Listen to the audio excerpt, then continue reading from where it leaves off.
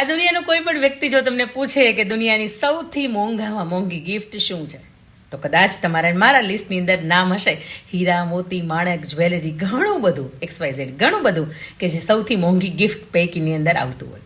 પરંતુ આ દુનિયાની સૌથી મોંઘી અને શ્રેષ્ઠ ગિફ્ટ છે સમય. કારણ કે એક સમયે તમે એકને જ આપી શકો છો. સમય એ એટલી મોટી ગિફ્ટ છે કે જેનું કોઈ દિવસ મૂલ્ય ન થઈ શકે. તમે કોઈ પણ વસ્તુ હોય એની અંદર તમે સમય આપો ને એટલે એનું સર્જન ખૂબ શ્રેષ્ઠ રીતે થાય. તમે ઘઉં હોય, બાજરી હોય, એની અંદર તમે સમય આપો તો એના લોટની અંદરથી ખૂબ સરસ મજાની રોટલી થાય અને તમારું પેટ ઠારે. તમે રફ ડાયમંડ હોય એની અંદર તમારો સમય આપો, ઘાટ, તળિયું અને મથાળું કરો એટલે આરામથી એની અંદરથી મૂલ્યવાન, અતિ મૂલ્યવાન એનું સર્જન થાય, એનું ક્રિએશન થાય, એમાંથી ખૂબ મૂલ્યવાન હીરો બને. તો આવો જ ક્વોલિટી અને ક્વોન્ટિટી ટાઈમ આપણે આપણા બાળકોને, આપણા પરિવારને ના આપી શકીએ? આપીએ ને તો બની શકે કે એ શ્રેષ્ઠ સર્જન એનું પણ થઈ શકે.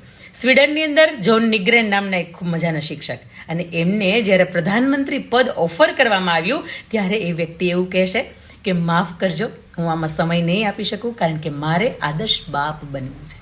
આવો આજથી નક્કી કરીએ કે આપણા પરિવારને, આપણા સંતાનોને શ્રેષ્ઠ સમય આપીએ અને એ સમયનું એ બેસ્ટ સર્જન કરી શકે.